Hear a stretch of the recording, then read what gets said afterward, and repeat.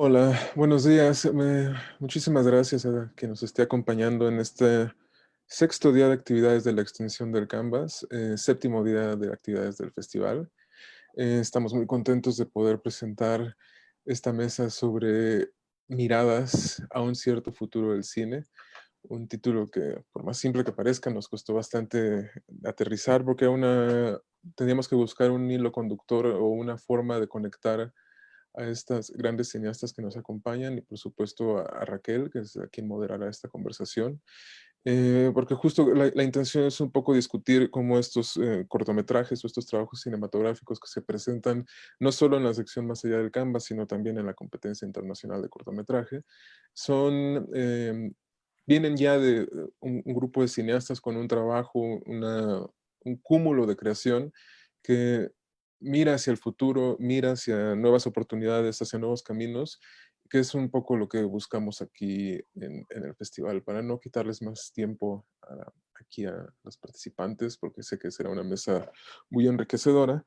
Voy a pasar rápidamente a las presentaciones. Raquel, muchísimas gracias por aceptar nuestra invitación a moderar. Es un gusto y un honor que formes parte de este año de esta forma, que tenemos la posibilidad de participar. Ya nos has apoyado en otras ocasiones, eh, cuando físicamente puedes estar presente en México, entonces es un gusto poder darle continuidad a esto. Raquel es historiadora y académica, también crítica de cine, es coeditora de La Furia Humana, y creo que no encontramos o no nos vino a la mente una mejor persona que estuviera las capacidades y el nivel para poder moderar una mesa de estas dimensiones. Muchísimas gracias, Raquel, a nombre de Claudio, que no pudo acompañarnos, y Black Canvas, por supuesto. También nos acompaña Melisa Liebenthal. Ella nació en 1991 en Buenos Aires, Argentina. Es directora, estudiante egresada de la Universidad de Cine de Buenos Aires, de la Escuela de Cine y Televisión en Cuba y LEFRENOIS, el Estudio Nacional de Artes Contemporáneas de Francia. En su trabajo ella busca intervenir en los campos del ensayo y la ficción narrativa, entremezclando diversas líneas narrativas y jugar con la reflexión de la imagen, la identidad y otros elementos. Sus filmes han sido premiados en Rotterdam, Bafisi, Punto de Vista y Queer Lisboa. Muchísimas gracias, Melissa. Gracias a ustedes. Estaba silenciado. Gracias. También nos acompaña Laura Huertas Millán. Laura Huertas Millán es una cineasta franco-colombiana. También estudió en Le Frenois y en Bellas Artes de París. Ha complementado su posgrado en Letras y Ciencias y forma parte también del Sensory Ethnography Lab de Harvard. Trabajó con ellos en una serie de ficciones etnográficas. Su trabajo ha sido seleccionado en Bienale, en TIFF, en Nueva York, en Rotterdam, La Habana y Cinema du Real. Al igual que en otros, ha ganado premios en Locarno, Fit Marcel, Doc Lisboa, Video Brasil, entre otros. Se han organizado retrospectivas de su trabajo en festivales como Mar del Plata, Cortocircuito, Flagey Semana, en Montreal International Documentary Film Festival, y ha presentado también en Lightbox en TIFF, en la Cinemateca de Bogotá, en el Harvard Film Archive, entre otros. Muchísimas gracias, Laura. También nos acompaña la querida Sofía Bogdanovich. Sofía presentó con nosotros el año pasado en la competencia Nuevo Horizonte MS Slavic 7. Es una cineasta, nacida en Toronto, radicada en Toronto. Ha tenido trabajos, retrospectivas de su trabajo en festivales como Bafisi, en la Cinemateca de Bogotá, Doc Lisboa y el Festival de Nuevo Cinema. El grupo de críticos de la Asociación de Toronto le entregó el premio Yates Hot Prize y en 2018 fue nominada para el Roger Prize al mejor filme canadiense por Mission de Veneur. MS Slavic 7, que estuvo con nosotros el año pasado, fue portada de la importante revista CinemaScope y tuvo su estreno internacional en Berlinale el año pasado. Muchas gracias, Sofía. Muchas gracias, Pedro. Y por último también nos acompaña Luis DONSCHEN. Luis DONSCHEN nació en Berlín en 1982. Aparte de estudios en antropología y filología alemana en Hamburgo y Belgrado, ha estudiado en artes en Hamburgo. También trabajó como asistente de research, perdón, es que estoy leyéndolo en inglés, y en el departamento de narrativa de 2010 a 2017. Su debut, su ópera prima, Casanova Jane, fue estrenada internacionalmente en Fórum de la Berlinale en 2018. y después de eso pasó por diversos festivales internacionales. Luis, thank you so much for joining us too. Without take you any more of your precious time, thank you so much again in the name of Black Canvas. It's a real pleasure to have you here, and well, I leave you with our audience. Thank you so much. Raquel, it's all yours. Buenas tardes. First of all, I would like to thank Black Canvas, Universidade de la Comunicación, Cláudio Ziruelo Acra, Lucrecia Arcos Alcaraz, and Pedro Emílio Segura Bernal for the invitation to moderate this roundtable. I'm very happy to be here with you. So before starting the discussion, I'd like to briefly point a number of points of correspondence, connections, and affinities between the 4 films. So not only these 4 films were all directed by women filmmakers, but they may be situated at the crossroads of experimental film and ethnography, or rather autoethnography, 2 domains that have long been considered separate, autonomous practices on the margins of hegemonic cinema. So I'd like to start with Laura Huertas Millán Ribi, a film which centers on the fabrication ritual of the green coca powder called ribi, considered sacred by the Amerindian peoples of Colombia. It's a film which breaks down completely the colonialist precepts of ethnography through the interplay between the filmmaker's gaze and the sensory and cognitive perspective of the characters, including natural vegetal elements such as the coca leaf itself. In Entire Days Together, directed by LUISE DONSCHEN, the director portrays the experience of a teenager that has just cured epilepsy. Through a fragmentary and sensory narrative, the film depicts aspects of life in contemporary Germany and its institutions. Melissa Liebenthal's Akiaya approaches the filmmaker's experience between 2 countries, France and Argentina, focusing also the diasporic experience of her family. Through self-referential and self-reflexive procedures, the film engages in the tradition of cinematic and literary self-portrait. And finally, SOFÍA BOGDANOVICH's Point and Line to Play describes a process of mourning after the loss of 2 close friends. In this film, cinema is assumed as a means to expand and change perception and to connect the visible with the invisible realm. This film might be inscribed into an essayistic impulse in film, as the eye of the filmmaker is incorporated into an uncertain and speculative commentary on the world. So besides these 4 more thematic aspects, the 4 films also assume aesthetic experience as bodily and sensory, not just as abstract and theoretical. The representation of aesthetic experience is an important aspect in Point and Line to Play. Through the representation of the contemplation of Kandinsky and Ilma Klimt paintings, for instance, it is also important in Entire Days Together through the depiction of a screening in one of the scenes, and also the experience of seeing photographies related to epilepsy. Sensoriality also acquires a formal expression in Ribi and Akiaya. And this aspect is linked to another one, to the way the 4 films problematize the relationship between the observer and the observed, the subject and the object of representation. The 5 films see beyond the empirical world, this more precisely in the case of Ribi and Point and Line to Plane, or they see inside the character's mental landscape, which is the case of Akiaya and Entire Days Together. Another point of connection between the 4 films is the way they all represent altered states, states of altered consciousness, and the way they point to the capacity of cinema to restore modes of perception and cognition that were suppressed by modern capitalist colonial rationality by the end of the 19th century. So there are ritual and other forms of perception and knowledge in Ribi, the miracle of communication with the invisible realm in point and line to plane, the representation of inner states of consciousness in entire days together, and also the contiguity or the continuity rather between the past and the present, Buenos Aires and Roubaix in Aquiaia. And another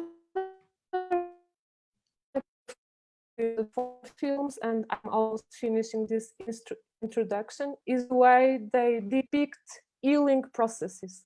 Ribi addresses the caucus powder's sacred properties as an Amerindian resilient cultural practice. In point and line to plane, there is a depiction of the healing process from loss through magical thinking. In Aquiaia, there is a reconciliation with the familiar past, and in entire days together, there is a teenager who no longer suffers from epilepsy. So I would say that in this way, and for these reasons, the 4 films assume cinema as an apparatus, enhancing other ways of seeing and thinking, assuming its capacity to overcome the subject-object dualism, and in the case of Ribi, also to transform the anthropocentric perspective through the intersection of human, machinic, and vegetal perspectives. So after this introduction, I'd like to start addressing a common question to Laura, Luisa, Melissa, and Sophia. I'd like to know how the work processes and the modes of production of the film, as well as their aesthetic and formal procedures and their narrative procedures as well, were determined by their subjects. So for instance, in the case of Laura, the film was shot in Amazonia with an Amerindian community.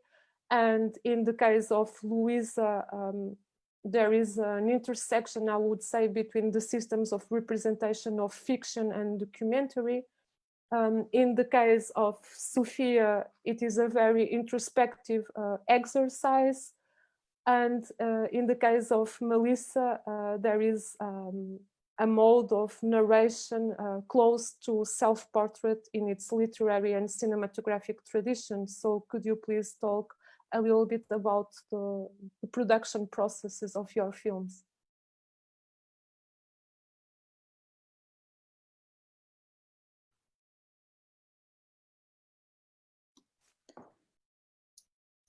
Yeah, since nobody else wants to start, I will do it. Yeah, so I made the film Entire Days Together, and as Raquel already mentioned, it's about especially the main protagonist, who was like somehow healed from epilepsy, or it disappeared. You're never really healed, but it disappeared.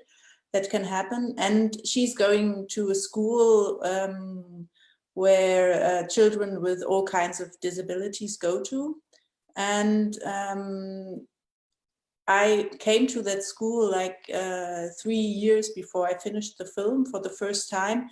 And I was very, I liked the place immediately. So I was very touched, and it made me very weak. That's why I like to go there. And there I met a young woman who actually had the history of the main protagonist that I tell in the story, which is not the actress who's playing it, but I was working with her for like 2 years. And then she decided to not join really the shooting. So I had her story, and it somehow made the plot of the film, which is not very not the main thing of the film, but nevertheless it's the plot that she has to leave the school because she's healed from epilepsy, and she could go to a like better school, or to a school where she has more perspectives. And then I looked around in the whole school on one level of ages, so they were all between 16 and 20 years old. And yeah, and I looked who I was interested in to see, and who was interested, of course, also to play with me in the film. And then I took their abilities to yeah, to fill the plot, or to make the film or the atmosphere of the film, which is more important for me than the plot. And yeah, and then I brought Miriam, who I met actually here in Berlin on the street twice. I was lucky that I met her twice, because the first time I didn't ask her, but the second time I asked her whether she would like to be interested in playing, and yeah, she was. So I brought her from Berlin to the school after like 2.5 years, and then we started to shoot the film.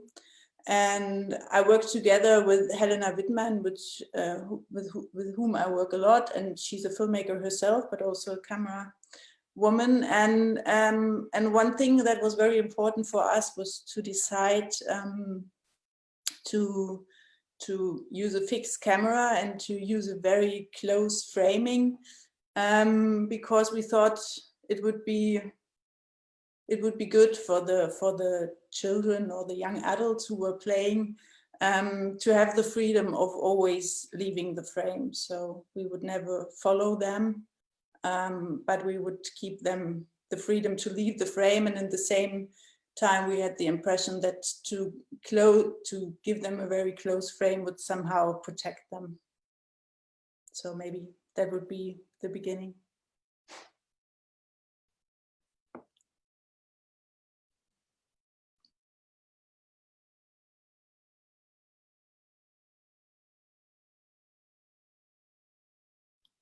You're all silent, by the way. Yeah. Perhaps you should switch on your microphone. Sophia, Laura, or Melissa can follow. Sure, I'd be happy to go ahead. I'll try to put my production process as succinctly as I can, because it was a little bit of a journey. So cut me off if it's a little long. But basically, this film began when I went to go and see Hilma af Klint's exhibition at the Guggenheim. And it was interesting because I went the day before the exhibition was supposed to open, actually. So I showed up and they were still installing the show in the rotunda, which was disappointing, but I was still allowed to buy a ticket. And so I did. And I was watching everyone install the work. And for whatever reason, there's something inside of me that said, this is very important. You need to film this. And I had made a short film previous to this called Veselmoy Song, about a young woman who goes to the New York Public Library to go and listen to a recording, but she's kind of like held at arm's length from it all. So this process of like trying to access something and being held at an arm's length by an institution was a theme that I had previously explored that I found to be really interesting. So I started filming it and I didn't know why it was important, but I knew that it was going to add up to something. And the next day I actually went to the show again and I filmed some of it, and I just filmed it with my iPhone on 4K. And I started to notice these Venn diagrams, so these circles that were intersecting, that reminded me very much of my neighbor Jan's paintings, which you see in Point and Line to Plain. He had these blotting strips with these circles that intersected that had like a familiar pattern that was exhibited in Hilma af Klint's work. So I photographed these paintings of Hilma af Klint's, and I sent the photos to a friend of mine who had helped me film these paintings. And I said, this makes me think of Jan, this is so interesting. And then 5 days later, my neighbor Jan passed away. He had cancer, but it was a little bit premature in terms of his passing. He was still in good health. So that was a little bit strange. And then another 5 days after that, when I was at the Biennale, a good friend of mine, Jack, passed away, which was a really, really big shock to me. And because it was such an intense rupture, in my mind, I was trying to make sense of it all. And what I learned through reading Joan Didion's book, The Year of Magical Thinking, in this theory by Freud that she talks about in her book, is when this happens, your brain tries to make sense of everything. So I was trying to make sense of it all. And I was like, what does this mean? And it came together for me when I was at my friend's funeral, when his sister said, it doesn't matter what you do, it doesn't matter what you say in life, people will always remember how you made them feel. And that's a quote from Maya Angelou. And when I started to think about Jack, I started to think about Kandinsky's paintings. And whenever I saw one of Kandinsky's works, I remembered how my friend made me feel. And then I learned that Hilma af Klint was actually a predecessor to Kandinsky. So she was making non-objective work before he was. And I also learned that my friend Jack was in New York City the same weekend that I was. I didn't know though. And he also died on Hilma af Klint's birthday. So all of these coincidences kind of like fell onto my lap, and I was trying to make sense of them all. And one day they came out in the form of a letter that I wrote to my grandmother. It all kind of flooded out of me. And then I had all this footage that I had collected on my iPhone as a diary, and I decided to continue shooting throughout the year. So I went to Iceland, I was in St. Petersburg in Russia, and Kandinsky is from Moscow. So I was going to different museums and filming more of his work and kind of chasing this trail of coincidences to continue, I guess, the conversation of my relationship with my friend who had died so suddenly. And this is a property of magical thinking. So I took all of these coincidences and these strange things that I was experiencing, and I started to tether them into a film. And in order to marry the iPhone footage with 16mm footage that I had shot, I decided to shoot the iPhone footage off of my computer screen to kind of create this new, different, strange kind of format. Because when you're grieving, I kind of feel like everything in the world feels like it's all right, but something is a little bit off. And what you get when you film iPhone footage off of a computer screen is kind of similar to that sensation, but it was a great way to marry this iPhone footage with Bolex footage as well. So my last step in the production process was to do all of these moments of restaging with an actor named Derek Campbell, who plays a character named Audrey Benak, who kind of plays like a version of me. Throughout my filmography, this is our 4th collaboration together. This character is kind of built on several family members of mine and my family, and all of these films are about chasing different histories and I guess trying to, have to solve different puzzles and mysteries through archives. So this was another collaboration that we had together. And so I had her restage all of these moments of grieving to kind of tether all of this footage together, which kind of gives you the film that is in the festival. So that was my production process. Thank you. Laura or Melissa?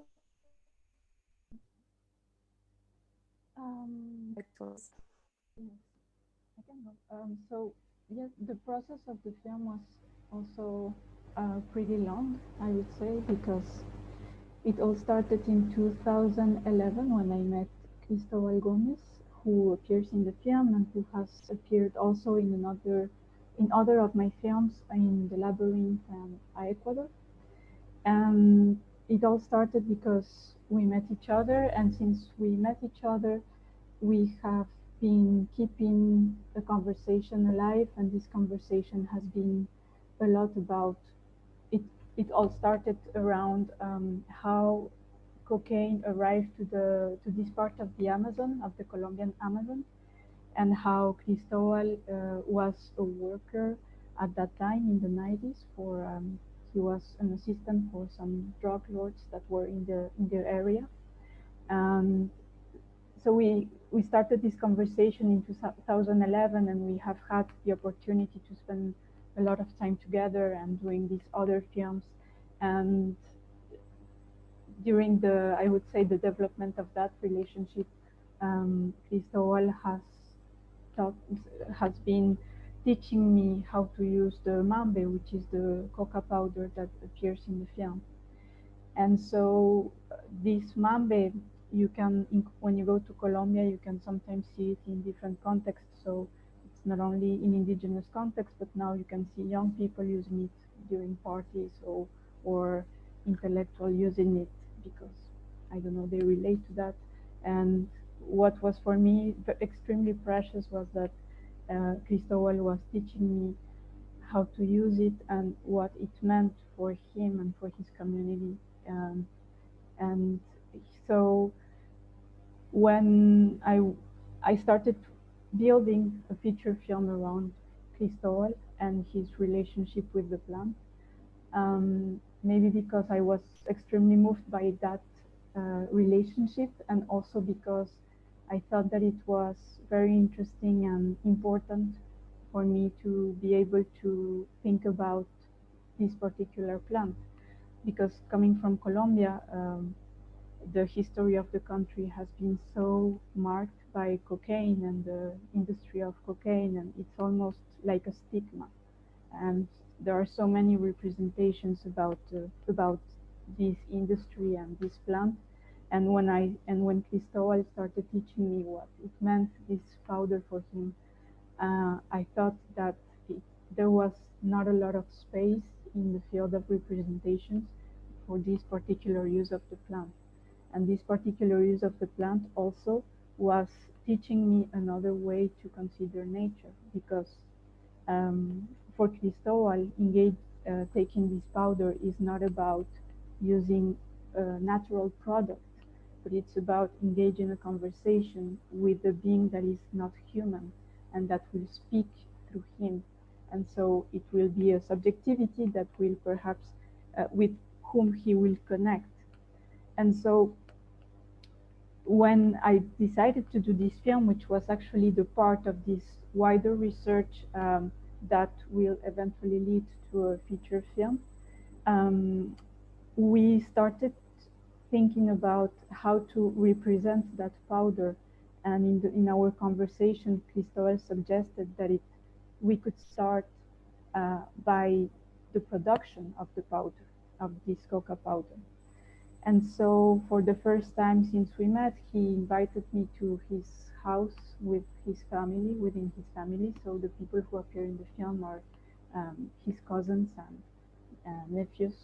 And we, the process, I would say, during the shoot was a little bit like a documentary. It was about trying to register this process of the production of the mande, this coca powder. But for me, it was important to convey this feeling of ritual that was already present from the production of the powder, because I could feel that during that production, meaning when in the process of putting the leaves, converting them into ashes and mixing it with other ashes from other plants, there was already a form of worship. And so this is what the film tried to register. I tried to register that through the images. And so we were three. I had the company of two other friends, Mauricio, who did the images, Mauricio Vélez, and another friend who helped us with the production. And this kind of intimacy during the shooting allowed us to try to have a fusion with the process, the elaboration of the powder. And for me, it felt a lot like a form of choreography or a sort of dance that we were doing together in order to elaborate this powder. And then I would say the process was pretty classical, because I had this footage and I tried to edit it in a way that was not pedagogical, even though, as you said at the beginning of the presentation, my work has a relationship with ethnography. I'm not sure that I would consider this work as ethnographical, because I'm not sure I want to describe or teach or explain what this use of this powder is, but I felt it was more about a form of relationship or a conversation that can be represented through the film. And so, yes, I think if there is a process at all, it's embedded in this very long inquiry that I have been doing for about 10 years, and that has to do with this relationship with Cristobal, but also thinking about this other element of drugs and cocaine that has been, I would say, contaminating my work for a very long time. Thank you. Melissa, would you like to? Yes, no, it's up to me. Yes, so the process of this short film was pretty short but intense at the same time. It started with this very plain, almost naive question about, okay, where is home? Where is my home now that I had left Buenos Aires, which is where I was born and where I lived all my life. And I just moved because I wanted. It wasn't nothing dramatic. I just wanted. So, but well, after a while of being away, started to think about this idea of home. So is it the physical concrete space where I sleep, where I take a shower, or is it like this more emotional or like mental space of like where I grew up, or my culture, all the references. So I started to think about this idea of distance. What is the exact distance that separates me? Well, in that moment, I was in Roubaix, in Le Franois. So this work was done within Le Franois. So what was the distance that separated me there from, I don't know, my father in Buenos Aires? And you know, when you send a exact location with a WhatsApp or whatever, it tells you, okay, Roberto is 11,206 kilometers away. So I started to think about this and about geolocalization, about this tool, technology, that allows us to have this super like precise track of where we are. And that's how I get to Google Earth, which is what we all use all the time for geolocalization and maps.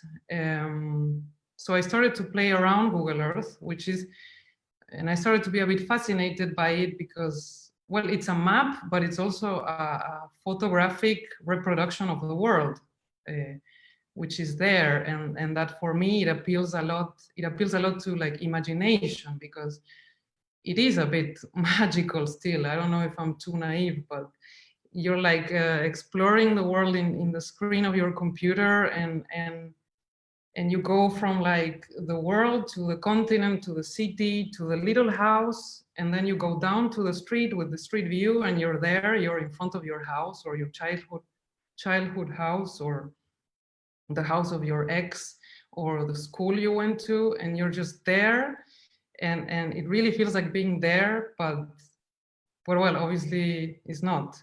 So that is a bit the what I wanted to play with in the film, about here and there. So it's like there, but it's not there. And also in my mind, many times I say here, and I mean Argentina, but here is not Argentina. So it's a bit about this whole confusion between space, but also between virtual and real, between digital world and real. And that is, it was very important in the process of the film. Yeah, which was very intuitive in a way, because so I had the first thing I had was the first sequence of the film, which is this exploration of Google Earth, where I'm talking and I say very plain, banal things like, now I live here, before I lived there, this is my home, like very, very plain. And I felt I wanted to twist that a bit. I didn't want to stay all the time in the screen, in the software, in Google Earth.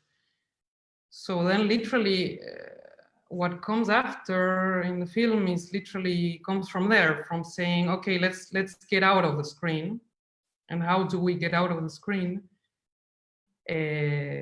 So I found this kind of magical transition to literally go beyond the image, to play. And that is how the more like experimental part of the film appears, like to literally just play around the materiality of the image with the pixels, just play with the pixels. That was the whole, how do you say? Yeah, the whole line, the whole direction, the direction. So yeah, because I found it interesting in Google Earth, the tool of the zoom. So in Google Earth, you literally get closer and further from things.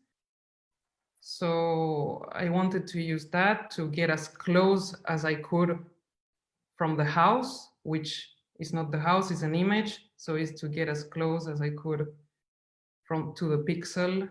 And then after the pixel is me in my studio just working. So that is a bit how it all went.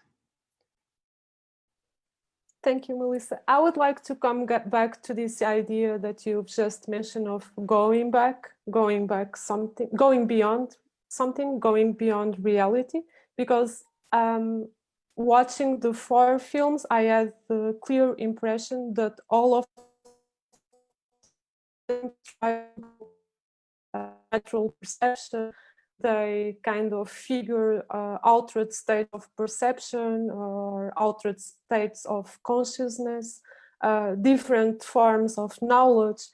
I'm thinking about SOFÍA's film in the way through this interweaving articulation of different narrative lines, which go from the problematization of the aesthetic experience of contemplating a Kandinsky painting at the Hermitage, to this restaging of her identity and other aspects.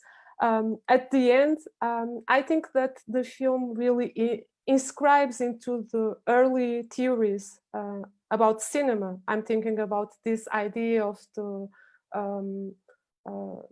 10th or the 20th of the 20th century of certain filmmakers such as Dreyer or even Eisenstein, who conceived cinema as a mechanism to figure reality, but also to transfigure reality. And I think this is quite clear in SOFÍA's film. At the end, when there is this communication, this moment of communion between the invisible and the visible worlds, which I think it's amazing. And I'm also thinking about Ribis and the way Ribis addresses different kinds of knowledge, non-hegemonic or non-Western forms of knowledge around the green cocoa powder, the way it figures different cosmovisions. And also from the formal point of view, viewing the film, I really have the impression of being immersed in another temporality, in a marvelous exploration of duration, of the length, of the intrinsic length of this process. And then I'm also thinking in the way Louise's film represents the experience of epilepsy, or not quite precisely the experience of the epilepsy, but the experience of an inner solitude, making visible what is empirically invisible. And also the way Melissa's film operates these transitions between the visual and the non-visual, what is virtual and the non-virtual. I'm thinking specifically in the way the pixels from the Google Earth images gain material form at your studio. So up a little bit about this capacity of cinema and of your films themselves to express and represent altered states of consciousness and something that goes beyond natural perception.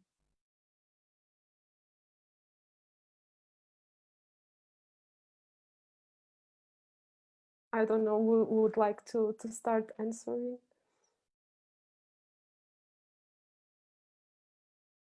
Maybe I can go. Yes. So much. I really like that that's how you experience the film, because I think if even though in my process I have this very conceptual drive and a form of curiosity that is related to research, and sometimes I try to structure things in a kind of in an intellectual way, and that is for me important. I feel that ultimately what I'm looking for in cinema is that incredible capacity of being elsewhere and being on a state of, in a different state of consciousness and perception, and to have this capacity of being traveling without moving. That is something, and how also it triggers many different power, a sort of power of the imagination. So I guess that this is something extremely important for me, that it's more difficult to articulate, but that I try to convey through the rhythm or the pace of the films, and how I try to write through association.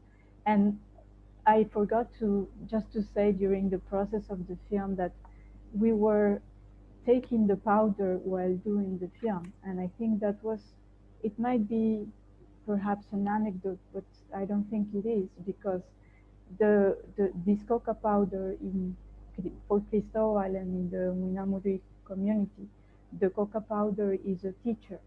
So the coca as a being is the most wise being in their environment. So it's a plant of knowledge, and it's a plant of power. And when you take it, she will show you the way to do things, and she will guide the articulation of your discourse and your speech. And so I guess that during the shooting process, I was trying to participate into that movement. And so many of the choices that I did while filming Cristobal and his family were mediated by the plant herself. And so I think that's everything that you said about not only the altered states, but different forms of knowledge. I guess for me, it was something that I tried to imprint into the film itself, while integrating the plant as co-worker somehow during the shooting, but also integrating the kind of bodily knowledge, the bodily sensations or perception that the plant was triggering as a form of, yes, including it in the mise-en-scène. And of course, and also there was all this echo as well of all the anthropological work that has been done in this part of Colombia, which, as I have said before, I have all this complicated relationship with anthropology, where I've been very critical of how anthropology evolved in Europe or in the Western world. But it's been very interesting for me how in the so-called Global South anthropology has also developed.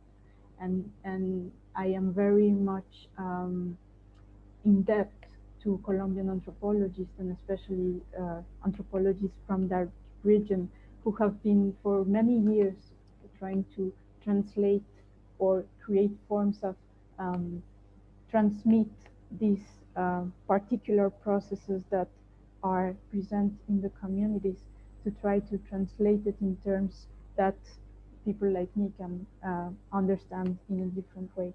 So I guess there are these different forms of knowledge that come from within the community, but also all the work made by anthropologists in the past and still today. Thank you, Laura. Perhaps Sophia would like to follow, to intervene. Sure. I mean, I loved what Laura said about her film, about in relation to different states of perception. And I think that's a really wonderful way of framing it, Raquel.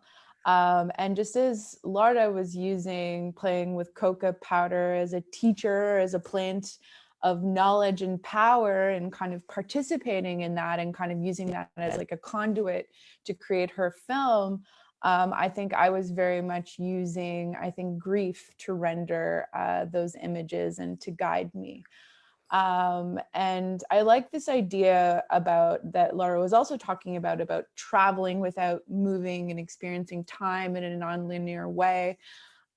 Because I think when you're moving through the grieving process, you think that you're a part of the world and you're thinking and you're moving and you're breathing normally, but you're really, really, really not, because your brain has this problem this person is missing from your life, and you're constantly trying to fix this problem. So in order for me to try and fix this problem, I was accumulating all of these coincidences, because my friend being gone was so painful and so awful and so unbelievable that it had to amount to something. There had to be a reason for it.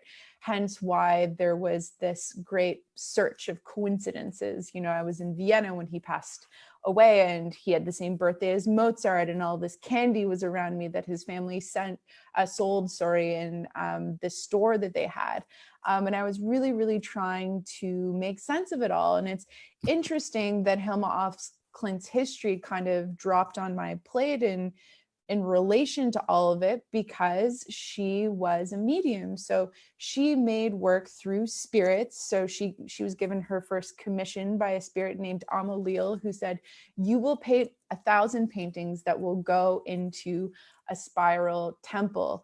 And she did just that, but those paintings were not exhibited in her lifetime. When she died, she said, they can be exhibited 50 years after I pass, because no one is ready to understand what I did. And the year that she died, Frank Lloyd Wright started drawing spirals. And then he conceived of the Guggenheim, which was going to be a temple for non-objective art. And first and foremost, showed Kandinsky's art first. And it's interesting what you were talking about in Hilma af Klint's work, about her talking about cinema being invented at the beginning of the 20th century, because there's a series of paintings that she did called the Swan series that look very much like a film strip. And there's one painting in particular that I feature in the film that to me really looks like a Bolex camera. And it's interesting to see a painting of the inside of this like Bolex camera that was made, I think in 1906 or 1907, way before a Bolex was invented, but camera apparatuses were being invented, they were being experimented with, and that kind of technology was being invented at that time. So she was seeing things into the future, but she was also reflecting studies of the time, and was talking about invisible energy in a lot of her paintings. And what's interesting in going back to these circles and these Venn diagrams and spirals, which relate to the Guggenheim, is that within this painting called Evolutionen, you see these two, you see it's like the inside of a Bolex camera, and then you see kind of like two spools, and within a spool there's a spiral, and then you see the way that it connects. And to me, it reminds me very much of Renaissance paintings, because in the middle, when you have two circles, there's a shape called a vesica piscis, which is a vulva-like shape, which is the center point of creation. And in a lot of Renaissance paintings, you see Jesus in the middle of it.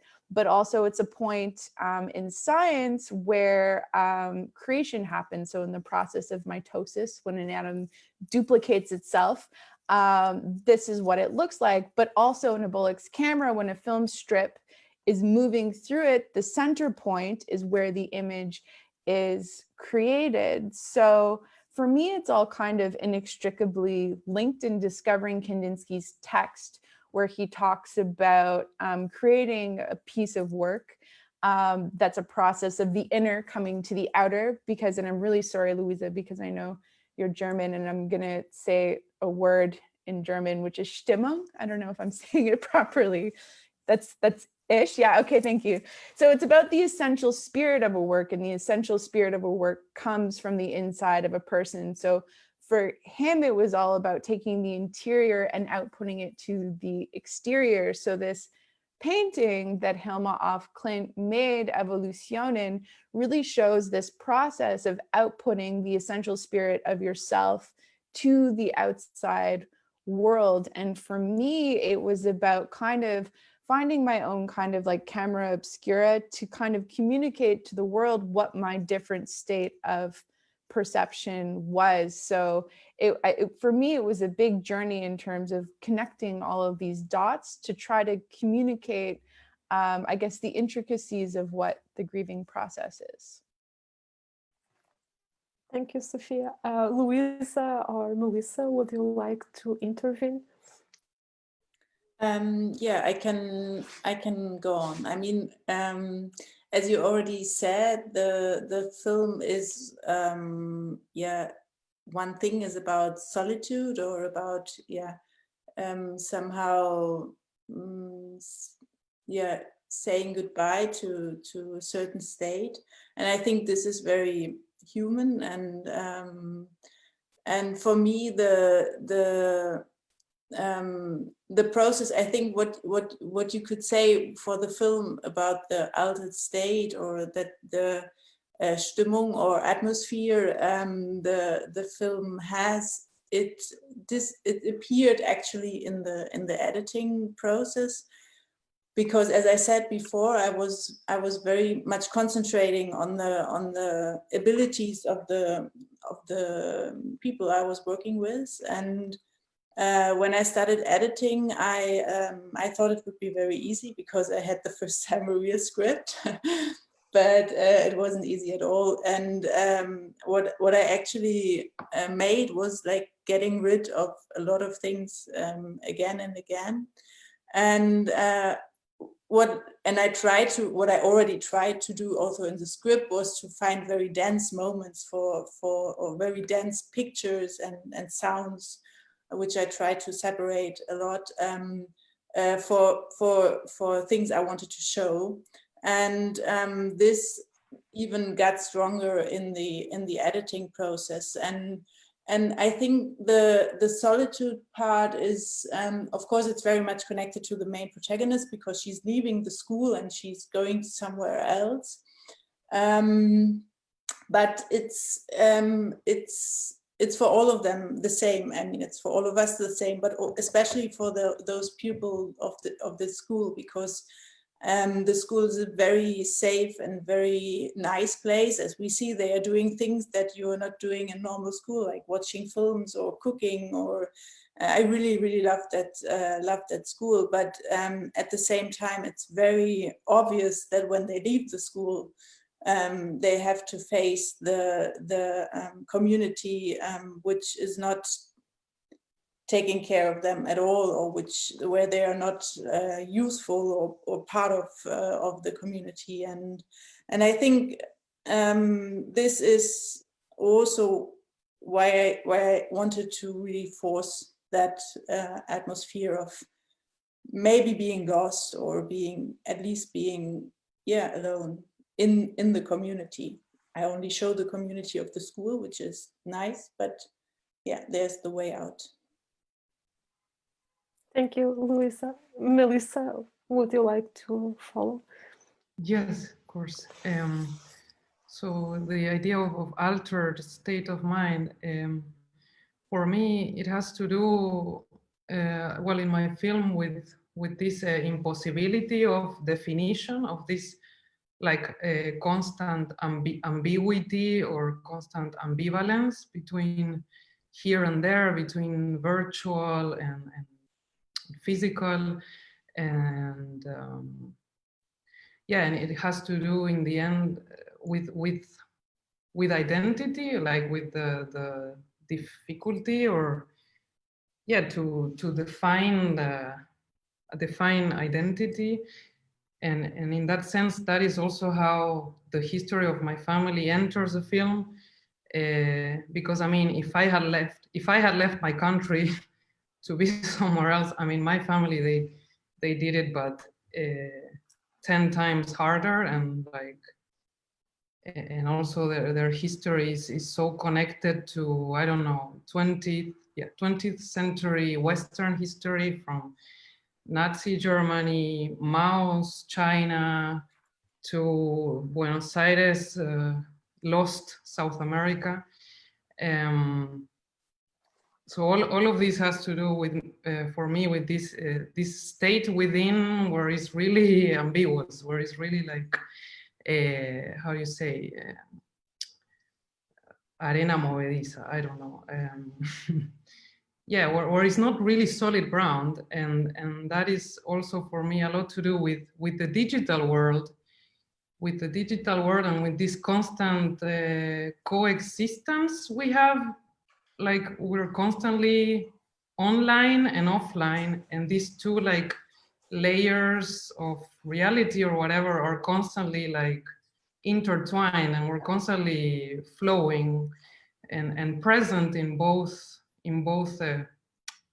planes, no, in both layers. So for me it has to do with that too, and how in the digital world it feels like, you know, everything is zeros and ones.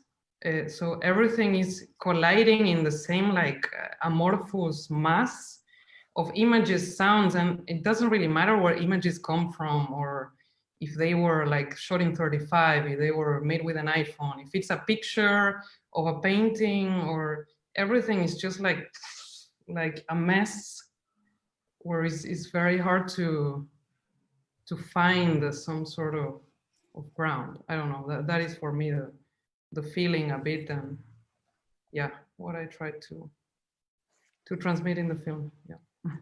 Thank you, Melissa. So I just like to remind those who are attending the meeting via Facebook that you can make questions through the Facebook comments. And now I'd like to focus on the formal conceptions of the 4 films and make 4 specific questions to each one of you. So I'd like to start with Laura. And I was wondering about the formal conception of the film, and more precisely about the use of plan for very close over the mouth of this character who is telling a tale, a cosmological Amerindian tale. So if you could please explain us about this usage of close-ups and detail shots. And then for Sophia, I was wondering about this landscape sequence in which the camera moves in a way that reminded me of Michael Snow's La Région Centrale, the central region. And then for Melissa, I was thinking about this singular articulation between performativity and archival appropriation in your film, because it's not, it's very unusual, I would say, in this kind of film to articulate a performative approach to cinema. I mean, when you are at your studio and you are walking and seeing these archival images in the walls, that made me think about, for instance, Robert Kramer, Berlin 10/9, as a possible influence. And then to Louisa, of course, in your film, there is a preference for the still shots, but I was thinking about the teenager is near a river, and then there is a camera movement to focus a train that passes. And I think it is a very fresh moment of the film. It made me think about Eric Romer's film, this moments of figuration of the sensorial experience. So if you could please answer those more specific questions. Thank you so much. Sorry, Raquel, so you mean the last shot of the film, right? When she's when she's by the river, and then the camera finally moves to focuses the train in a bridge. Yeah. Thank you.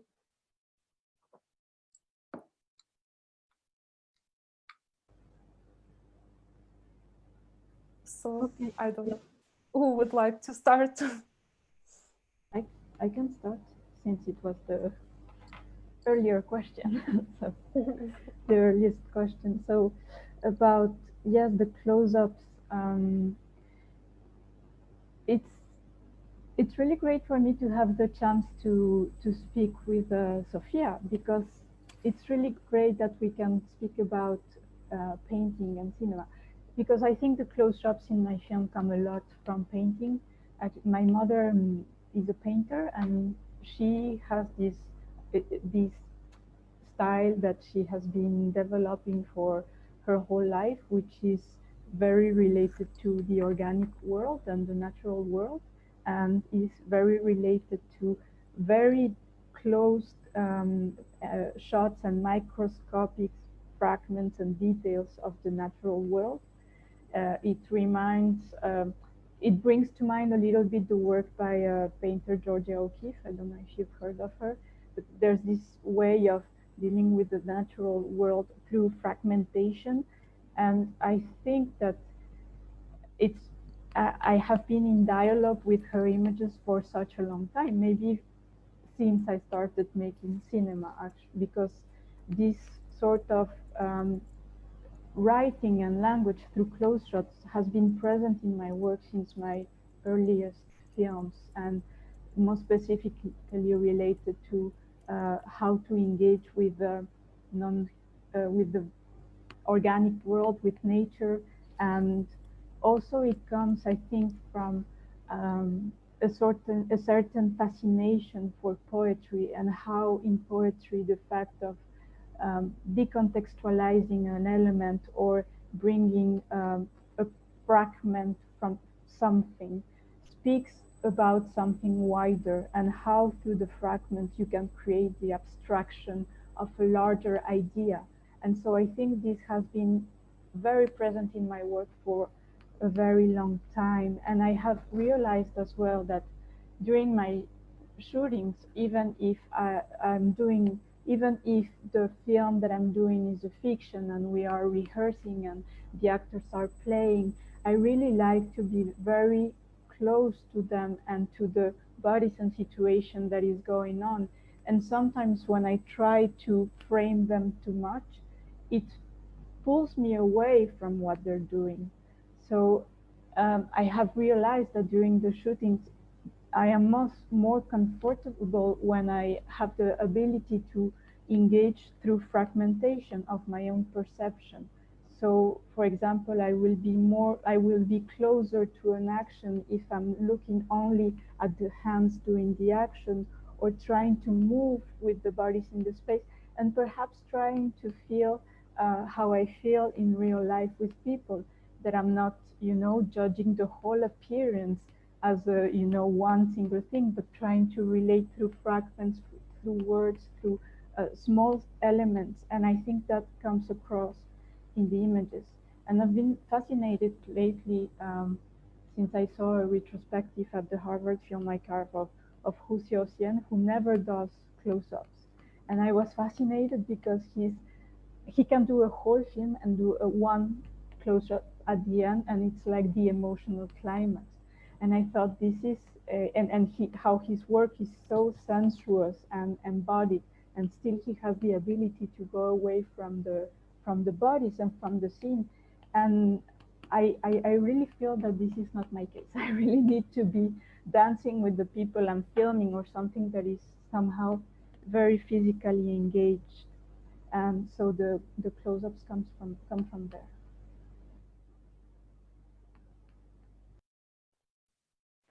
I really relate to what you're saying, Laura, when you said moving through the world through fragmentation, or the natural world, because I didn't feel like I was moving through the natural world through fragmentation, but I felt like I was moving through the world in fragments. So I was trying to find, I guess, ways of tethering it and suturing it all together to kind of make this tapestry, or this kind of like container that represented this journey of grief, or this journey where I was coming to understand, I guess, what had happened to my friends who had passed away.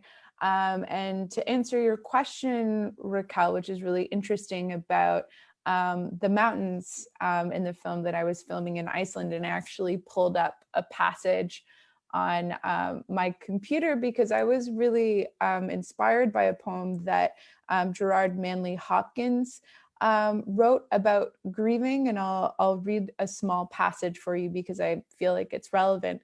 And he said, "No worse there is none, pitch past pitch of grief, no pangs will schooled at 4 pangs wilder ring. Oh, the mind has mountains, cliffs of fall, frightful sheer, no man fathomed, hold them cheap. And for me, when I was going through this process, I was really suspended in this moment of disbelief. And every day I felt like I was very up and down, very much like a mountain range. And that sequence where you quietly see mountains and then all of a sudden there's a quick shot and it's very like aggressive and the camera pans was kind of to embody this violence that I was experiencing in my mind, because I was seeing the world very, very, very normally. But inside of myself, I was in so much pain. I wrote a whole thesis around this film because I did my master's around magical thinking with this film. So I'm going to pull up another thing from King Lear that I was reading that I found to be really relevant. And there's this part in King Lear where there's a storm coming and he's being warned of it. And he's going through this period of grieving and loss. And he says, the storm in my mind is more relevant, powerful, and prominent. And I think that that is something that I was very much experiencing. I was in the world around me, but in my mind, there was all of this violence that was happening because I was trying to catch up to reality. So for me, this segment was to explain how I was moving through the world in fragments. And I was trying to do that with my camera work and with editing. And it was something that happened very intuitively and naturally. I was just filming mountains and I wasn't sure why, but it was something that came through really clearly for me in the editing process. Thank you. Melissa or Luisa? Okay, I can go first for a change. So your question, Raquel, excuse me, because I think I had a interference in the connection. It was in relation to performativity and on the one hand, it's a very performative film. I'm thinking precisely in the way you move around your studio, in the way you move across that wall covered with archival images. And on the other hand, the appropriation of archival images and the articulation between those two procedures.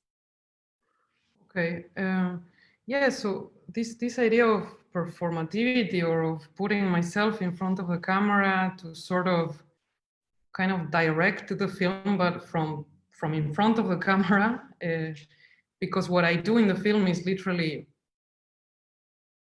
what I do for the film. I don't know, it's like, it's not really an acting, it's just the things I would do. I don't know, it's a weird like split, no? Mm-hmm. And that came kind of intuitively. It came out of what I was saying before of, okay, let's go beyond this image. Let's go beyond this Google Earth image that is just a bunch of pixels. Let's destroy this and see what comes after. And what came after was like the context itself, where these images were being worked or where these images were being thought about.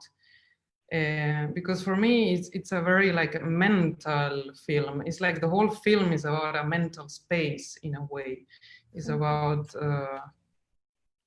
yeah, and like this studio where I am is kind of a representation of my mental space as well as of a representation of my own process of making the film. So I don't know, it's like, it just happened. And also to try to find other ways to work with our archive images, to find other, yeah, literally that, other ways to include these old family photos, which I already worked a lot in my first film, in Las Lindas. And it's something I always worked around, old photos, family photos. So it's literally, okay, what are other ways to use this and also the film is a lot about different materialities of the image, different formats. So it was it was that. I mean, the physical had to be one of these forms that the images had to acquire, that the archive images had to acquire. Yeah, I don't know if that. Yes, thank you, Melissa. Luisa? Yes, so at the end of the film, the main protagonist, she's going into a river, one can say. And when I wrote that for the script, I thought it in the same static shots that I was doing most of the film with, and actually I planned that you can see how she's floating away. So so I was looking for a river, and that was difficult because I was always, it's like in the middle Germany, a city called Bielefeld, where I shot the film. I didn't know it before, the city or the surroundings. So so when the shooting was coming close, I had to find a river, and I had to find out that it's a landscape with nearly no rivers. So I was looking for rivers. And at one point I saw, it's not the place, it was not a river, it was a little lake. And there I saw, there was a bridge and the train was passing by.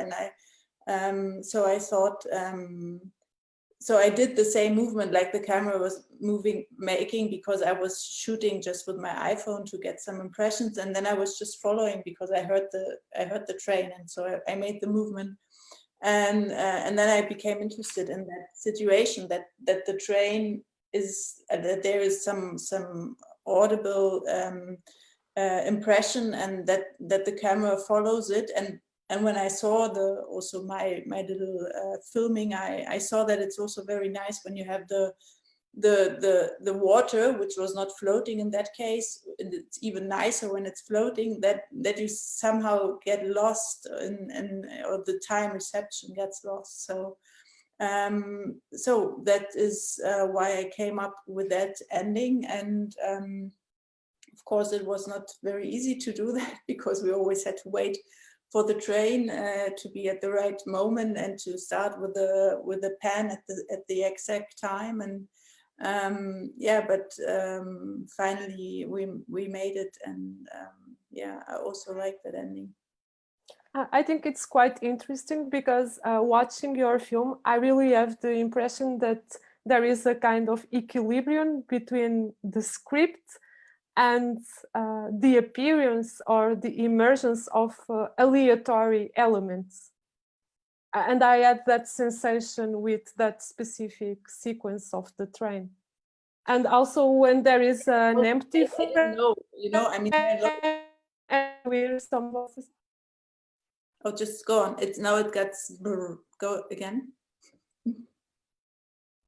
I had that impression of articulation between the script and the aleatory, some hazardous elements, such as the train crossing the bridge. Yeah, because as I said, I knew the school, I knew it very well, and I spent there a lot of time. But the script went over the school, and I invented things that I didn't see or that were not there. So yeah, and then things come in, and as I really love to work with the space I'm working in, I reacted on that. So that was one of the moments when I changed ideas. Thank you, Luisa. There is a question to Sofia from Dante Castillo.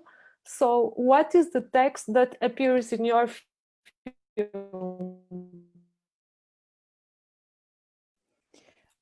The connection just dropped out. I'm just guessing the Yes, question was, I what is think the text that appears in my film? That's it? Yes, it's that, just that. Okay, cool.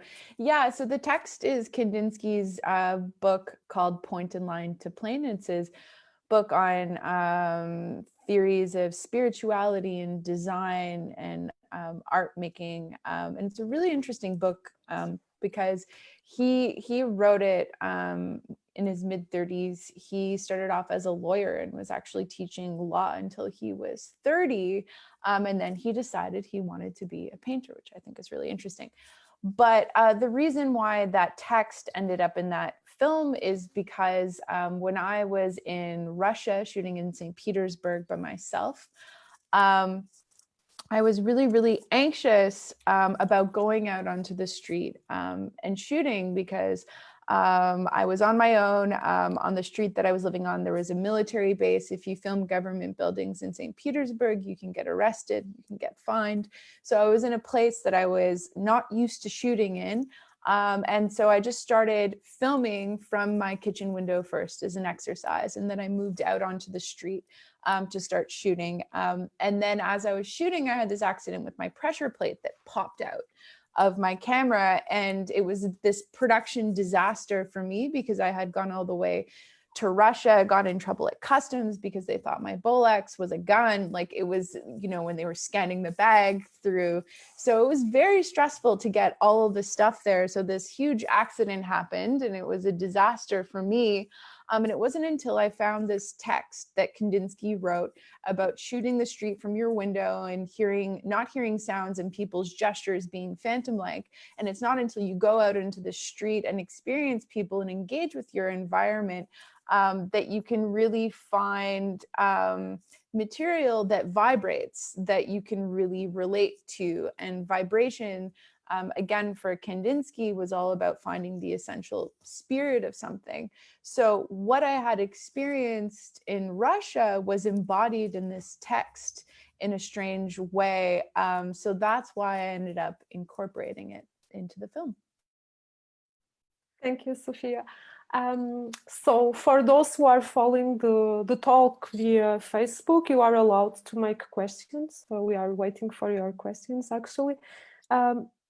I think that another point of connection between the four films, it's the usage of technology. I'm thinking, for instance, in Melissa's film, there is, of course, the cartoon and the way they are appropriated by the film's narrative. But also in the case of Sophia's films, there are all these shots in which the character is with her iPhone in her hands.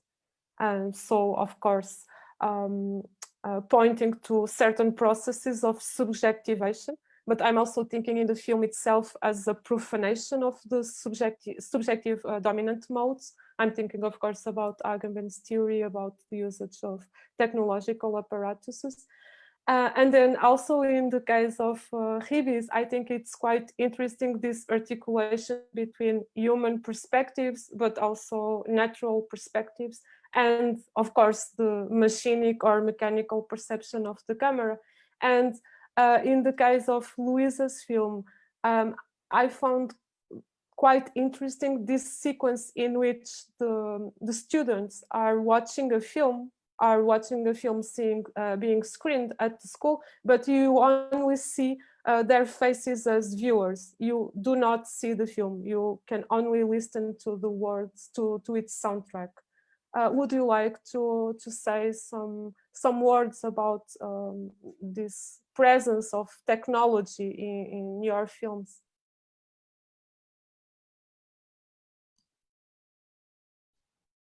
I can try to. No, in my case, I think it's pretty clear because the film starts in Google Earth. So for me, it was like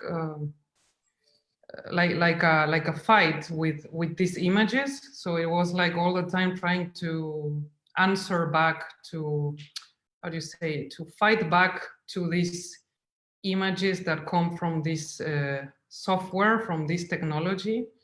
So it was like, it was the starting point, but it was also like, I don't know how to say, like this contestant that I had to go against and try to bend in my favor, and to also kind of reveal its emptiness in the end. Yeah, it's, yeah, literally that.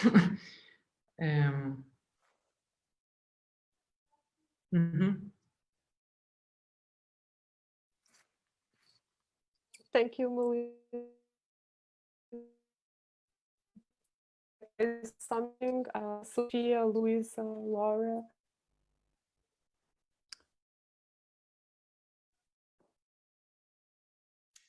Yeah, I can go on. I mean,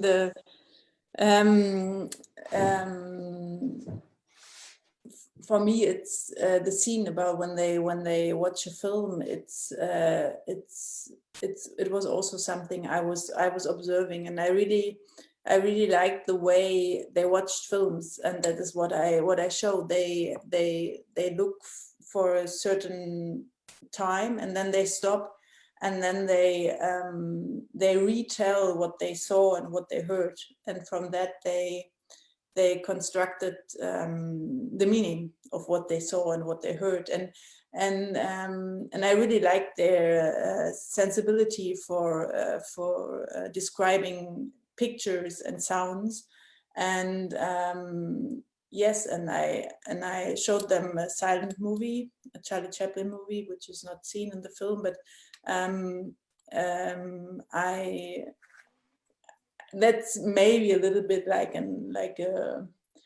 my link to the films I'm interested in, who are sometimes not so easy to depict in the sense of what's happening in the film. And as I said, I'm interested in really making dense pictures and sounds, and really trying to not produce a useless element in the films, somehow like that, something like that.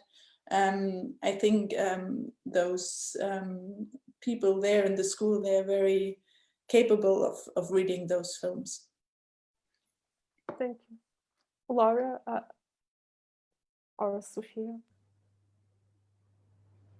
Okay. For me, the question of technology in regards to my film is very interesting, because I relate it to language and technology and language, because there's something working on the film around these two notions. When I finished the shoot of the film, and coming back to my studio, I was reading this book by David Abram, who's a magician and who has been working with different indigenous communities, and he has a text where he speaks about how when you are working or engaging with an indigenous community where there are no written archives and the language is not mediated by the written form, for him, he disagrees with the fact that you can transcript or into a written form their myths or their poetry or the language itself. And I've been thinking about this a lot, because you know, in my film there's this anthropological book which is a transcription of the words of an indigenous chief, of an indigenous sabio. How do you say that in English? Wise man in the community. The oldest people are extremely respected, and they're considered to be the most important people of the community, and they have I would say the highest authority in the community. And so there's this book which is a transcription of Hipólito Candre, who is this indigenous elder man made by an anthropologist called Juan Álvaro Echeverri. And it was very interesting for me to think about this book, because I agreed with the point that you cannot translate a language that it doesn't come from a written form into a written form. And at the same time, when Cristóbal and I read this book and had this book and Cristóbal had the book in his hands, it's also a language that is disappearing right now in Colombia. It's still being talked by some indigenous communities, but it's also in danger of disappearing. And so I thought about this. I think I've been thinking about this, and with no particular or precise answer, but also thinking about it in terms of the camera, because the camera as well is a technology that is not a technology that the community historically have had access to. So when I'm Cristóbal and with his family, I'm the only one who knows how to use the camera. And this for me has been very troubling, and I think in the development of our relationship, I think this has to change somehow, but it's something that is real. And so I've been thinking about this because all these technological devices, because that's what they are, for me, it's been very important to think about it. And you know, you were speaking about decolonization at the beginning of the talk. And for me, I don't think that my films propose answers for decolonization, but for me, they engage into a process, because I don't think there's a single strict answer to these problems, but it's more how we can ask the questions and put them on the table. And so I think that's why I also consider the film as being part of a wider, I would say, process, that it's not starting with the film and not finishing with the film, but something that is in between different aspects of the research. And for me, this aspect of technology is extremely important, and it's the territory where the project is still evolving. Thank you, Laura. Sophia, would you like to say something? Yeah, and I think you've done such a beautiful job, Raquel, of threading all of our films together. I was wondering how you would do it, but you've accomplished it so greatly. So thank you. Thank you. Yeah, no, you've done such a wonderful job. Yeah, and I really was relating to what Melissa was saying, just about being able to like travel on Google Maps and to be able to see things that you want to see, or maybe things that you shouldn't, like your ex's house. I laughed out loud when she said that, because I think that in a lot of ways, what the internet kind of permits us to do is to kind of be these like time traveling ghosts, you know, to be able to travel in time around the world and see whatever we want. And it's really interesting because I made Point and Line to Plane before COVID happened. And I think that in a way, because we're all stuck inside, we're all experiencing time in fragments, but also in a very non-linear way. We're able to travel inside of our minds. I think we're all thinking about our lives. I think we're all thinking about the past in a really intense way, but we're also able to travel and see different things around the world. And again, as Melissa was saying, it's all about like the micro and the macro. We're constantly telescoping in and out of our lives, out of other people's lives, out of the news. We're able to keep track of, you know, all of the insane things that are happening around the world right now. And I think for me, with this film, in order to kind of embody this passage of grief, I wanted to make it ambiguous as to whether Audrey was traveling to these places or not, or if she was doing it in her mind, or if she was doing it in her apartment. And through that, we use like her iPhone, you know, she's constantly on her phone, she's looking at images, she's trying to kind of connect and put all of these pieces together in her mind so that she can kind of heal herself or come to some kind of understanding about these occurrences in her life. And I feel like the use of technology, or just talking about how the internet can keep you so tethered to your past, and also it can connect you to, I guess, like different, you know, stages of your lives that you've lived. It enables you to do research on any individual whenever you want. I don't know, for me, it was about I suppose showing, I guess, like the power of that technology and the way that a person was using it in a very intense and frenetic way, because I certainly was. Being on your iPhone for about 4 hours a day is kind of, it's nuts. But it's a you know, it's a reality when you're kind of going through something like that, or sometimes you just need your phone that much. It's fine, I'm not judging. But I just wanted to depict, I suppose, that reality in the use of the iPhone and the use of this character constantly being on the internet and researching and looking for coincidences was the best way for me to demonstrate that. Thank you, Sofia.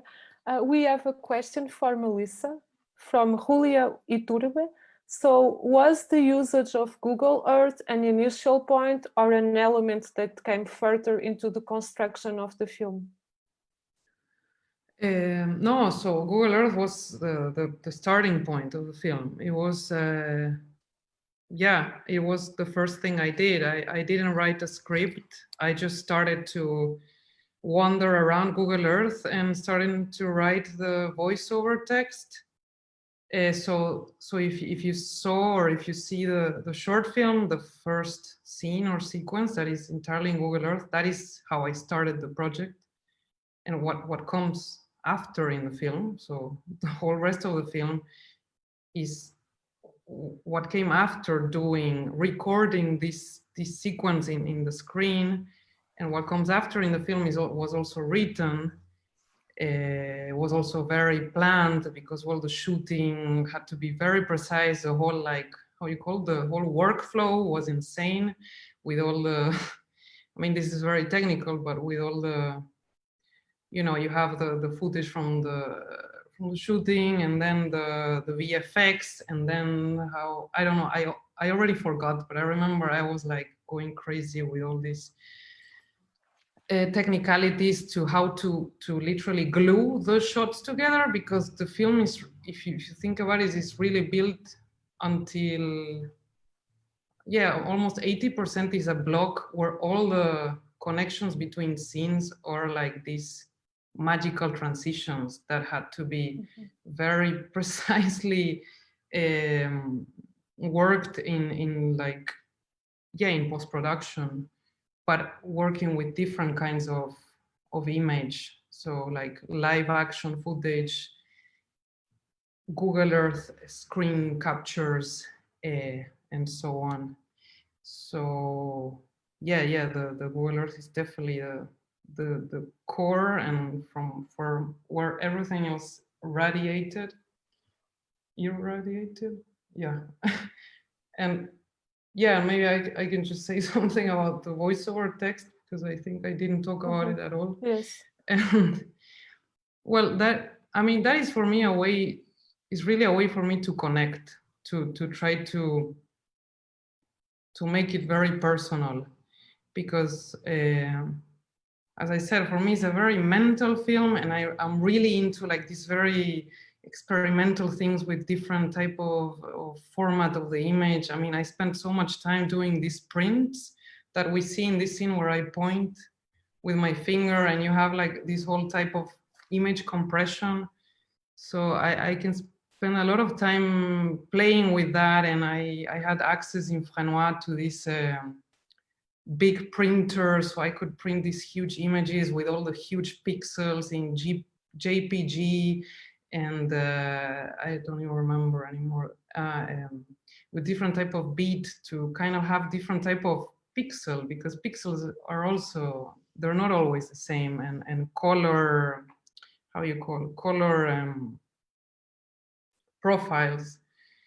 So for me, the voiceover text is really a way to try to bring what is within me, like in the most like personal or emotional way, to try to put it there, but also at the same time I say this, and it's contradictory, because the voiceover is very dry and it's very like, it doesn't try to create, it is anti-sentimental in a way, but I felt, I don't know, it was the way to bring my story in the film. So my story is in the voice, and in the image is more like this reflection on image itself. And yeah. Sophia, perhaps you can also say a few words about the conception of the voiceover in your film, because it's also quite important as a strategy. Yeah, it's interesting because I don't think I've said this yet, but this film wasn't something that I planned. I feel like it just happened to me. So when I wrote the voiceover, it just kind of flooded out of me, which is interesting because the film ends on a painting that Kandinsky made named Composition 6. And when he was trying to paint it, he was really blocked and he couldn't get it done. But his assistant said, just say the word flood to yourself over and over and over again. So he did. And finally, he painted the thing in 3 days. And for me, it was very much the same thing, you know. I had collected this footage and these things started to happen. And then this voiceover flooded out of me in the form of a letter to my grandmother. The first part of the voiceover started with Audrey going to the Guggenheim, and it kind of ended there, but it wasn't until I went to St. Petersburg and found Point in Line to Plain that I was really able to develop the text more. So in terms of recording the voiceover, I'm really lucky to work with Derek Campbell, who I've been working with for about 6 years now in a series of films about this character Audrey that we've developed together that kind of takes on different quests in different films. And in this one, I was trying to find the essence of her friend who had passed away. And with her, she's a very natural actor. We went to a studio and we recorded it in about 3 hours. And for her, she isn't like an actor who like needs to, like she's not a method actor. Like she doesn't access direct experiences and kind of reformulate them in order to kind of output a performance. She's more of an actor that accesses mood as like a palette. And for her, I think what she did a really good job of was being able to kind of, I guess, like situate herself very subtly throughout the film in terms of her tone of voice as she was traveling through to these different places, but I think also through different stages of grief and through different moments of revelation and different moments of realization. With her, I was very, very lucky in that she's a close friend of mine. She was very close to me when all these things were happening. So I feel like she also used my experience of being a close friend of mine as a way of incorporating that tone into the voiceover that came together very, very naturally. It was a very like alchemical experience. Thank you, Sophia. We have a comment from Leslie Solis. I'm grateful for these films, personal stories, and close interpretations from the author's experience. I don't know if you want to react to this comment. So I'd like to come back to the relationship between you as filmmakers and your characters. In the case of Laura, through this, I would like her to develop a little bit on this notion she uses of implicated filmmaking practice. And then in the case of Louise, could you develop further on the relationship you established with the teenager who interprets the main character? And then for Melissa, can you please talk a little bit more about your relationship with the familiar archives?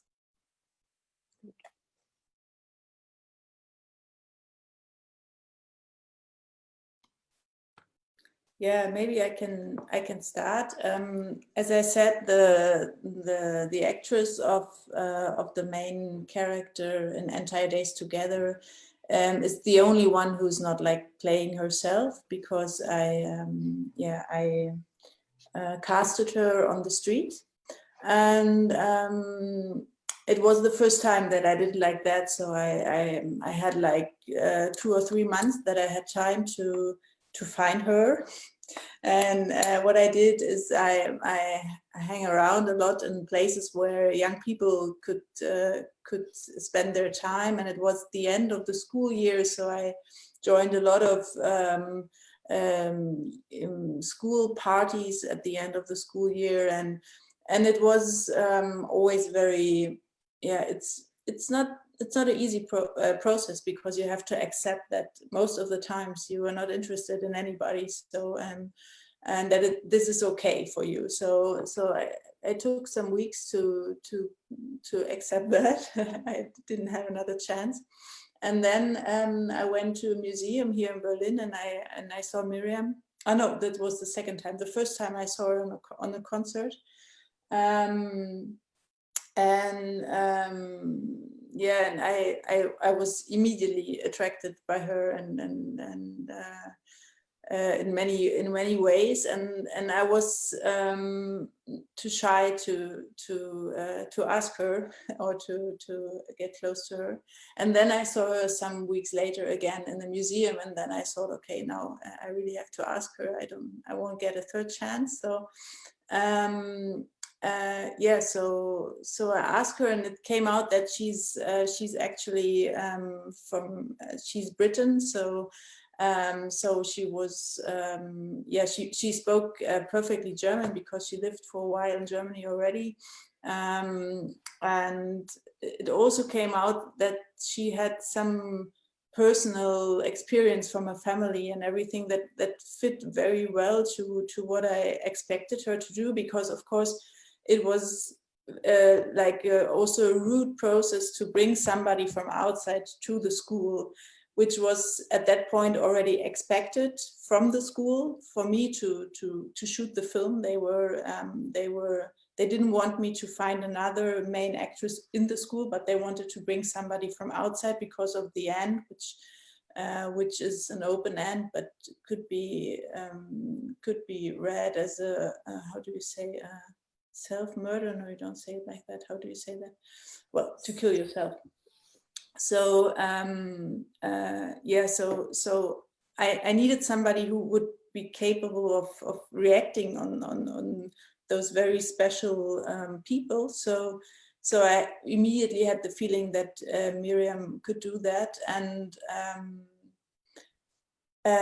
yeah, and then I also like intervened her into the script, like the way she's talking, as she's not like speaking fluently she's speaking fluently German, but with an accent. So I found some words that she was saying in a special way that I liked, or the way she's moving with her body, which is in a way very elegant, I think. But also resistant. So as maybe with the space, as I said, with the train, it's also of course always with the bodies. And in this case, she was, as the train also, she was the last one coming in. So the script was already very precise about all the others, and then I had to bring her into it. Thank you. Melissa or Laura?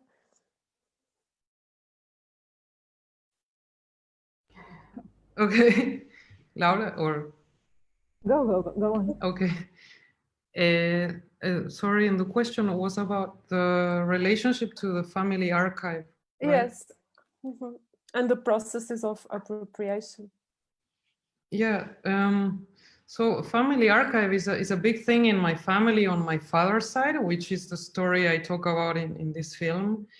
So since it's such a rich and like impressive story in a way, because of all the implications it had, and actually my father is very into it, is very implicated in like gathering, collecting all kinds of photos and information from the family tree.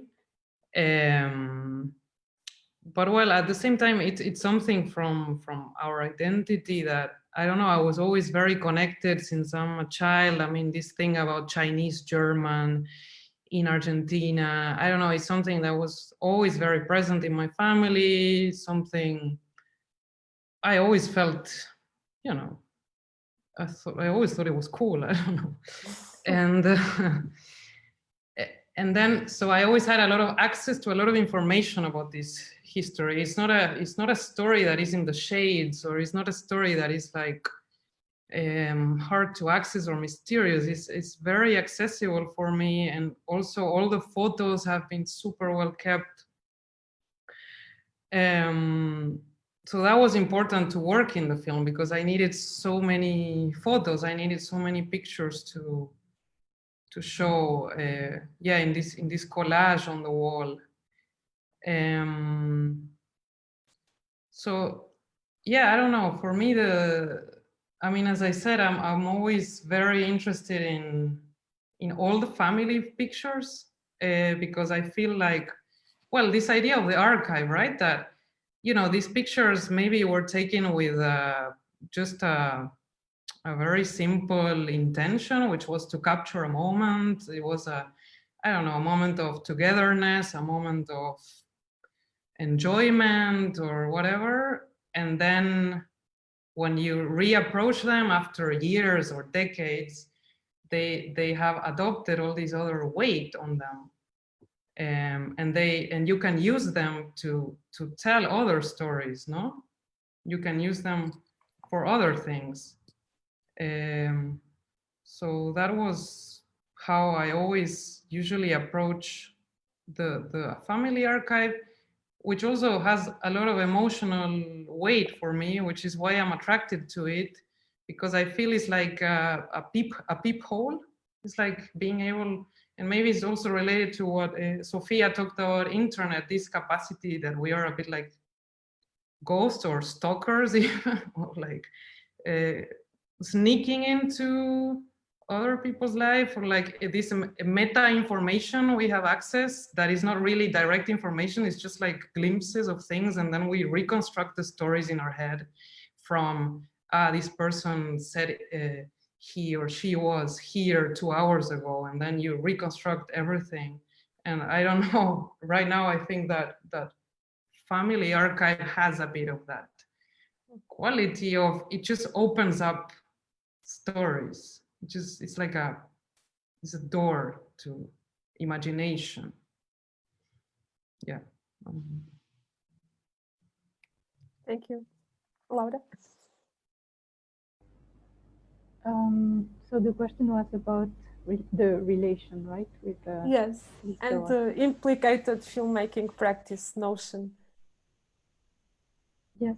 Well, I don't know if it's, for me, I don't know if implicated filmmaking is a notion, but it's necessarily the relationship with Cristóbal has been very important for me. And every time that I start, you know, a new film project, I'm always trying to think or I ask myself about what it means to be a filmmaker and what expectations you can put upon a film in regards to a relationship. And this is something that has been present in some other of my works, especially when filming with people who are very close to me, like my family, or trying, you know, to be in these very intimate spaces. And trying to build this sort of intimacy that is developed through filmmaking, I have realized that filmmaking is such a specific relationship, actually. And that sometimes when I put expectations that are outside of the realm of building that very specific reality that is to make a film, the film crashes down and my personal life crashes down and the relationship ultimately crashes down. And so for me, it's a very mysterious thing how cinema and films allow some encounters that perhaps would not be possible without filmmaking, and allow me to develop relationships through the moving image that maybe wouldn't exist otherwise. And so I'm careful about how specific it is, and at the same time how mysterious it can be. When Luis was talking about, you know, being drawn to film somebody, to have this form of intuition, of desire, I understand it, and it's difficult for me to really rationalize that, because it's something that is not necessarily discursive. And another thing that I have been realizing through the relationships that these films have allowed me to develop, and in particular the relationship with Cristóbal, is that many times a specific relationship towards somebody that who I want to include in one of my films is related to a question about collectivity that I'm very curious about, sometimes concerned, sometimes sad about, sometimes worried about. And so, for example, when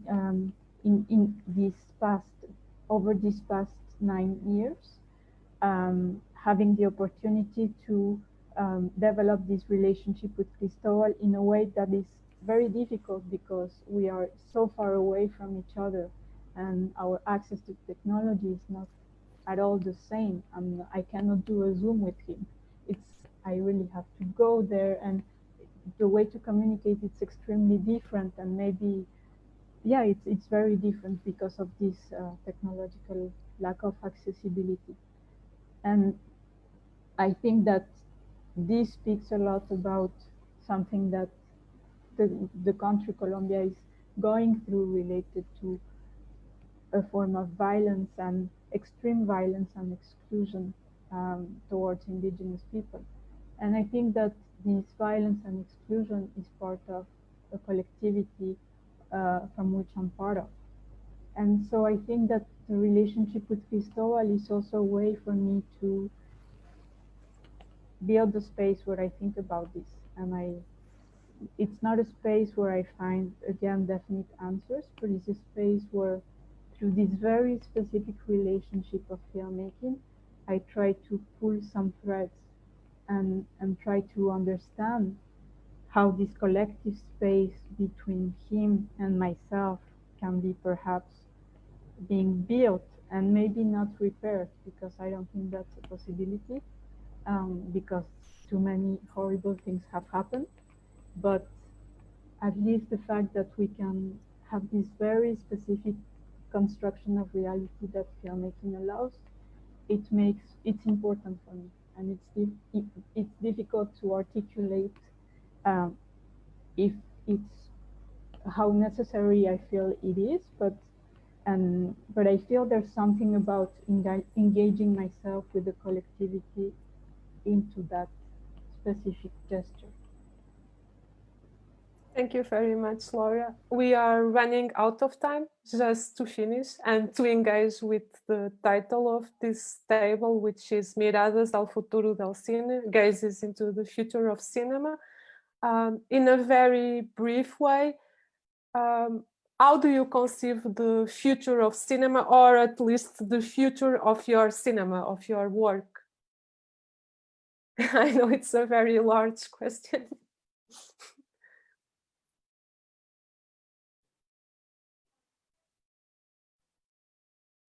I mean, I don't really know what the future of cinema looks like. It's a hard thing to predict. One of my favorite quotes is from Francois Truffaut, where he talks about how the film of tomorrow will be an act of love and how it will resemble a journal or a diary or a travelogue. And I feel like that prediction was correct. And I don't know that I'm in a place to make such a prediction into the future, but I can tell you the future of I can give you a little window into the future of my filmmaking practice, which is that Dara Campbell, the actor from Point and Line to Plane, and other films featuring this character Audrey, are working on a 5th film that will kind of end this series.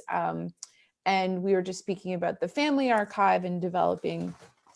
Laura was talking about developing relationships, with family members through the moving image, and that's something that I really try to do.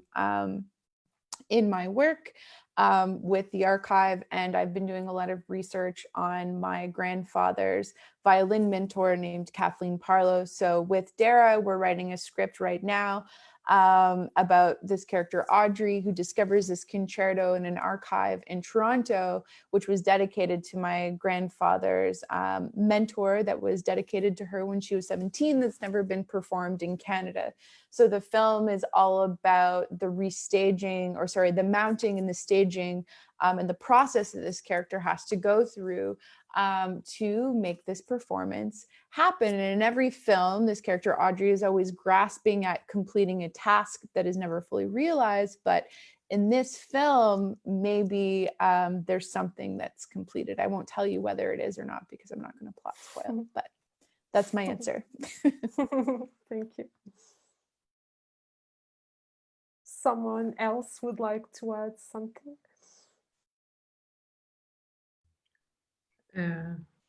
I was just thinking, I was talking about how family photos archive was so accessible to me on my father's side, and how that side of the story is so clear and like articulated, and everything is like clear and safe. And so, I mean, for me, at least, I can only talk about the future of at least what I want to try to do is,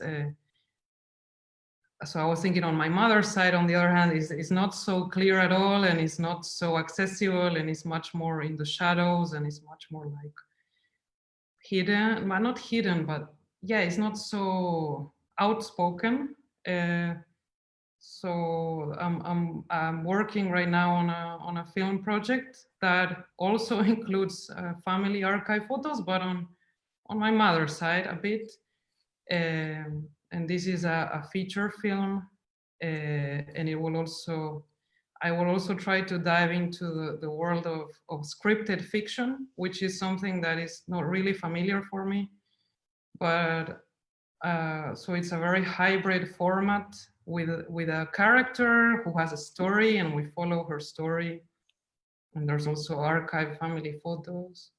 And for me, this has to do with also what I said a bit before, with trying to connect more emotionally through a story. I don't know, because I mean, for me, it's the most easy or natural thing is to go very, very cerebral, very like mental. So I don't know, but I really enjoy fiction. I really enjoy stories, narrative. So that is what I'm trying to well, combine these two sides, these two at least sides for me in myself also, I guess. So yeah. Thank you. Thank you. Laura, Luisa? Yeah, maybe I can jump in. For me, it's almost difficult to hear the question about the future of cinema, because all this year I've had such a feeling of no future.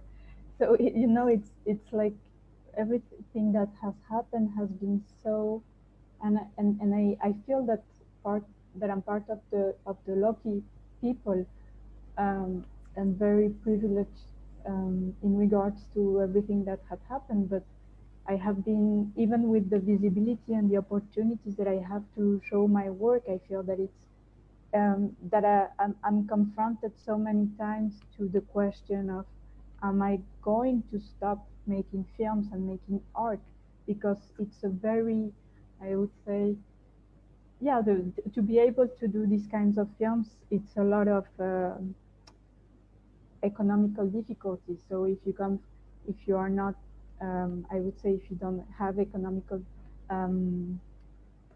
if you are independent or by yourself, or you don't have a familiar patrimony, it's extremely difficult to do the films. And so I've been thinking a lot about the only way to continue is through these forms of guerrilla cinemas, and to be in forms of film and that continue to be in this kind of struggle to create spaces, alternative spaces of resistance. And I've been thinking about this a lot, because engaging in this guerrilla cinema also implicates that if you want to do this full time, you have to, you really have, or that's how I feel, you really have to deal with the fact of precarity, of having to deal with a lot of precarity and working conditions that in other different non-filmmaking aspects or in different contexts wouldn't be legal in a very simple way, but in a very simple way. So thinking about this, yes, this struggle and difficulty to make films, and that's how I also tell myself that it will be possible to continue making films, is to think about it in these terms and try to see what in the past has been made as forms of resistance and guerrilla filmmaking. And I think that's how I've been inspired lately to look into the future. Thank you, Laura. Luisa, would you like to say something? Yeah, now it's the last word, and I'm really not optimistic at all right now also. So I mean, for me, cinema, of course, like for all of us, is a very social space, and then it means something to watch a film with somebody else, or even within a crowd, and yeah, to have all the limitations that cinema means, which I really appreciate.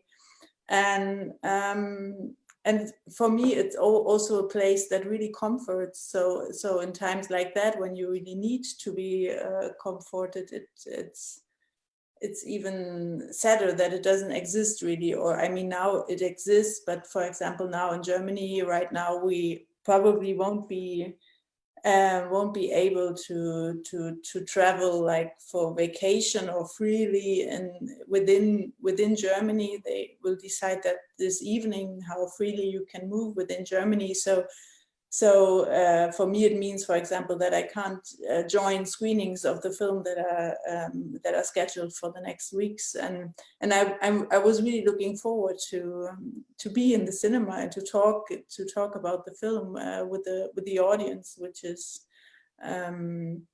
to watch the film with the audience. I mean, that is even more important. I really like to join every screening, to just feel the mood in the audience. So yeah, I mean, all that is at least very difficult, or even not existing right now. And as I'm concerned about the society, or what is happening with the society, of course, I'm also concerned about the situation of cinemas, which is like, for example, in Berlin, in the last 1.5 years, 2 cinemas were closed. So it's, I don't know, I can't be, I don't know, I don't have I don't really have an idea of what to do, but it's, tomorrow I go to the cinema and I'm really looking forward to it. So, yeah.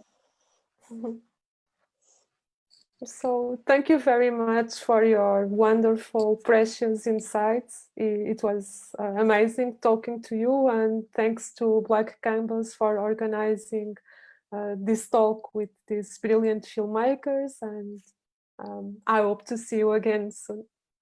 Thanks also to everyone who followed this conversation via Facebook. Thanks. Thank you so much, Raquel. Thank you. Yes, Bye. thank you. Thanks a lot. It was great. Bye. Bye. See you. Bye. Bye.